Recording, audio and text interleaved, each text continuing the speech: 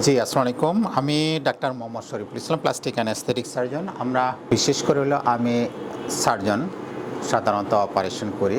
পাশাপাশি কিন্তু আমাদের কাজ হলো যে এই সমস্ত যে নন সার্জিক্যাল কিছু বিষয়, নন সার্জিক্যাল বিষয়ে আমরা যেটা করছি যে extra hair, unwanted hair face, যেটা মেয়েদের ক্ষেত্রে হয়ে থাকে। ওনার আসলে মেয়ে অলরেডি বিয়ে দিচ্ছেন না, কিন্তু তার প্রবলেমটা কিন্তু হলো যে বাচ্চা হওয়ার আগে থেকেই। তো সুতরাং বোঝা যাচ্ছে যে প্রায় 20 বছর যাবত অন্তত উনি এই প্রবলেম 20 থেকে 21 বছর যাবত উনি অনেক চিকিৎসা নিয়েছেন, কিন্তু এই আনওয়ান্টেড হেয়ার, যেটা দাড়ি এবং গোঁফ আমরা যেটা বলি ফেসে, সেটা কমেনি।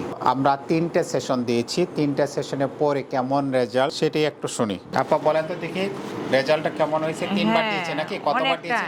3টে। 3বার দিয়েছি, তাই তো? হ্যাঁ, হ্যাঁ। কেমন কমেছে? অনেকটা কমেছে। মোটামুটি তো আপনার অনেক রিমুভ হয়ে গেছে, মানে নেই বলতে চলে, কিছু কিছু হালকা আছে।